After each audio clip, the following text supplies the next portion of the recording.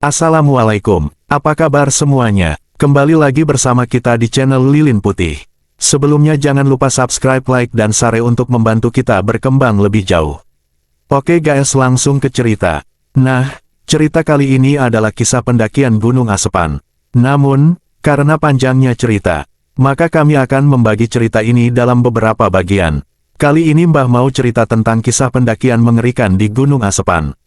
Gunung ini sebenarnya jarang sekali didaki karena medannya yang terjal dan rumor tentang kemistisannya yang bikin kebanyakan orang takut untuk mendaki Gunung Asepan. Gunung ini terletak di Kabupaten Pandeglang, Provinsi Banten. Ketinggian Gunung Asepan mencapai 1174 mdpl. Sebenarnya Gunung Asepan ini belum dikelola sebagai tempat wisata dan tentunya masih alami. Baik, mari kita awali kisah ini dari seorang karyawan bernama Fajar. Dia bekerja sebagai call center di salah satu perusahaan besar di Jakarta. Fajar sudah bekerja selama kurang lebih 3 tahun di perusahaan itu. Bagi Fajar pekerjaannya itu sangat membosankan. Setiap hari dia harus menerima lebih dari 100 komplain dari pelanggan. Dicaci marahin pelanggan adalah makanan sehari-harinya Fajar. Belum lagi bosnya yang galak membuat penderitaan Fajar semakin lengkap. Tapi, terlepas dari itu semua, Fajar tidak punya pilihan. Hanya itu pekerjaan yang bisa ia dapatkan. Sebenarnya Fajar ini lulusan teknik mesin, tapi setiap kali dia melamar pekerjaan yang sesuai jurusannya, dia selalu ditolak dan posisi call center lah satu-satunya pekerjaan yang didapatkannya. Terpaksa Fajar harus bertahan dengan pekerjaannya itu. Si Fajar adalah seorang rantauan dari Jawa Tengah. Setelah lulus kuliah dia memutuskan untuk mengadu nasib di Jakarta. Nah, suatu hari, dia mau ngambil cuti tahunannya untuk liburan. Setiap tahun Fajar memang selalu mengambil cutinya khusus untuk liburan, melepaskan kepenatan di kantor. Namun tahun ini dia belum ada rencana mau liburan kemana. Sekitar jam 12 siang, di sela istirahatnya, dia iseng buka smartphone. Awalnya dia hanya browsing saja di internet, namun tiba-tiba di layar smartphone-nya itu muncul iklan Open Trip. Nah, Open Trip adalah jasa perjalanan ke suatu destinasi dengan paket yang telah ditentukan dan memiliki kuota peserta yang tidak terlalu banyak. Otomatis kalau Fajar ikut Open Trip maka dia akan bertemu dengan orang-orang asing. Fajar tersenyum saat melihat iklan di layar smartphone-nya. Dia pun mengklik iklan itu. Ada banyak sekali pilihan destinasi wisata pada halaman web itu. Fajar bingung karena semua destinasi yang ditawarkan sangat menarik.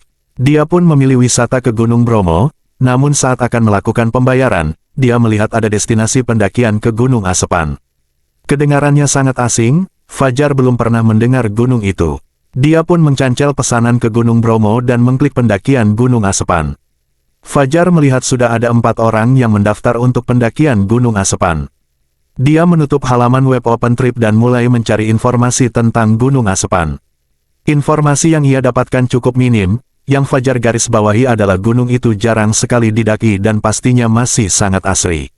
Dengan cepat Fajar membuka kembali website Open Trip tadi dan langsung memesan 1 tiket untuk pendakian Gunung Asepan.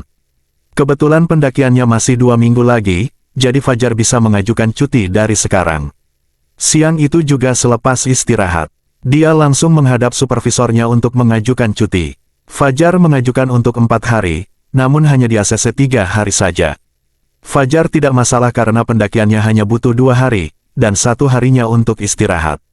Mau kemana lo? Tanya supervisornya Fajar sambil menandatangani lembaran cuti milik Fajar. Ngedaki gunung, Mas, jawab Fajar. Sumringah. Gunung apa? Tanya supervisor tanpa menatap wajah Fajar, dia masih sibuk mengecek lembaran pengajuan cuti milik Fajar. Gunung Asepan Mas, jawab Fajar. Gunung apaan itu? Nggak pernah dengar, timpal supervisor. Kini dia menoleh ke Fajar. Di Pandeglang Mas, si supervisor mengangguk-angguk, ya udah hati-hati, timpalnya. Setelah itu Fajar pun kembali ke meja kerjanya dan mengenakan headphone. Dia menekan tombol enter pada komputernya untuk menerima panggilan dari customer. Selamat siang dengan Fajar, ada yang dapat saya bantu? Ucap Fajar saat ada panggilan masuk. Tolong saya, tolong, teriak seorang wanita dari seberang telepon. Lalu terdengar suara pukulan dan telepon itu terputus. Fajar melepaskan headphone-nya, napasnya ngos-ngosan, keringat membasahi dahinya. Baru kali ini dia menerima telepon yang sangat mengerikan. Fajar melaporkannya pada supervisor, namun supervisor itu tak mau ambil pusing dan menganggapnya sebagai telepon iseng. Fajar pun kembali ke meja kerjanya. Dia menarik napas panjang dan menghembuskannya. Dia mengenakan kembali headphone-nya. Tak ada kejadian aneh lagi hari itu. Fajar bekerja seperti sedia kala, menerima komplain dan dicaci maki customer. Singkat cerita, hari yang Fajar tunggu-tunggu pun tiba. Di kamar kosnya, dia mempersiapkan semua perlengkapan dari mulai jaket, tenda, kantong tidur, dan peralatan hiking lainnya. Titik kumpulnya di stasiun Tanah Abang, tepatnya jam 9 pagi. Untungnya sebelum jam 9 Fajar sudah berada di stasiun Tanah Abang, bertemu dengan Mas Goro seorang pemandu wisata dan 2 orang peserta lelaki bernama Arif dan Bakti. Masih ada 2 orang peserta lagi yang belum datang. Penampilan, Mas Goro sibuk menelepon 2 orang peserta itu, ternyata mereka berdua kejebak macet. Mas Goro menutup teleponnya, dia berkata kepada peserta yang sudah datang. "Udah dibawa semua peralatan yang saya infokan di grup?" Tanya Mas Goro. "Sudah Mas," jawab para peserta. "Gua udah biasa naik gunung kok, slow aja Mas," jawab Bakti. Dari penampilannya Bakti ini memang tampak seperti anak pecinta alam. Rambutnya gondrong, ia mengenakan gelang dan jam tangan army. Tak lama kemudian, kedua peserta itu akhirnya datang. Ternyata mereka berdua adalah wanita yang cantik. Fajar sampai bengong melihat kecantikan kedua wanita itu. Umur mereka kisaran 24 tahunan. Kedua wanita itu menggendong tas carrier dan tampak sangat energi. Mereka memperkenalkan diri, namanya Intan dan Sekar. Sama seperti peserta lainnya, kedua wanita itu juga tidak saling kenal. Open trip memang ajang untuk mencari teman baru. Karena semua peserta sudah kumpul, Mas Goro pun menyuruh mereka untuk masuk ke dalam kereta. Perjalanan dari Tanah Abang ke Rangkas Bitung memakan waktu kurang lebih 2 jam. Sepanjang perjalanan, para peserta saling berkenalan. Mereka semua ramah, kecuali Mas Goro dan Bakti. Kedua lelaki itu memang bersikap dingin. "Mas, nanti dari stasiun Rangkas kita naik apa ya?" tanya Fajar. "Oh, nanti kita naik mobil charteran langsung menuju Jiput," jawab Mas Goro. Tubuh Mas Goro terbilang tinggi besar seperti tentara, kulitnya juga sawo matang. Dari penampilannya itu, sudah bisa ditebak kalau dia memang ahli dalam mendaki gunung. Mereka pun akhirnya tiba di stasiun Rangkas Bitung. Sudah ada mobil charteran yang menunggu mereka di parkiran. Mas Goro dan para peserta masuk ke dalam mobil itu.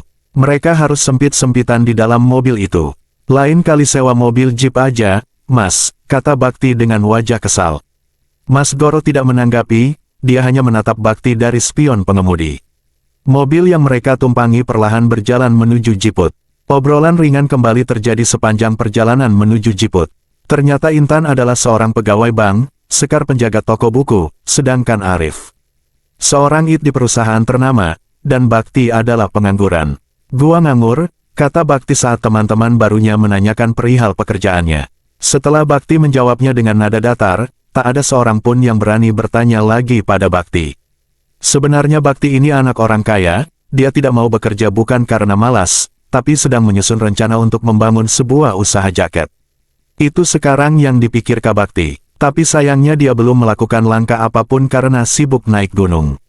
Bakti sudah mendaki gunung-gunung terkenal yang ada di Jawa, dan Gunung Asepan benar-benar membuatnya penasaran karena memang gunung itu jarang sekali didaki. Merek sempat ketiduran di mobil, hingga akhirnya sampailah mereka di Jiput, tepatnya di Desa Sikulan. Desa itu menjadi jalur masuk ke Gunung Asepan. Sebelum masuk ke jalur pendakian, mereka diberi arahan dulu oleh Abah Maat, dia tetua di desa itu, dia paham sekali soal Gunung Asepan dan larangan-larangannya. "Ingat, hati-hati di gunung ini. Pikiran kalian harus bersih, tidak boleh berbuat mesum, tidak boleh makan langsung dari panik atau alat masak lainnya. Harus pakai piring atau daun. Jangan coba-coba memetik tanaman langka kantong semar. Dan jaga perkataan kalian," begitu ucap Abah Maat. Mas Goro dan para peserta lainnya mengangguk. Sekitar jam 3 sore, pendakian pun dimulai. Mas Goro berjalan paling depan, sedangkan Bakti paling belakang. Akan ada 4 pos yang harus mereka lalui untuk sampai ke puncak. Tak lama kemudian, kaki Intan terpeleset, Fajar buru-buru membantunya. "Hati-hati, jalannya licin," kata Fajar sambil tersenyum. "Terima kasih," jawab. Perjalanan pun dilanjutkan. Jalan setapak semakin tertutup semak belukar. Mas Goro harus menebas semak itu untuk membuka jalan. "Tunggu," ucap Bakti. Tiba-tiba dia menghentikan langkahnya. "Ada apa?" tanya Mas Goro. "Kalian dengar nggak sih? Dari tadi di belakang kita tuh kayak ada pendaki lain. Gua ngedenger langkah kaki, kata Bakti. 4 peserta lainnya saling tatap, mereka serentak menggelengkan kepala. Jangan melamun, kebanyakan orang hilang di gunung karena melamun, kata Mas Goro. Halah, gua udah biasa kali naik gunung. Gua nggak percaya sama yang gituan, tahayul, kata Bakti dengan ketus.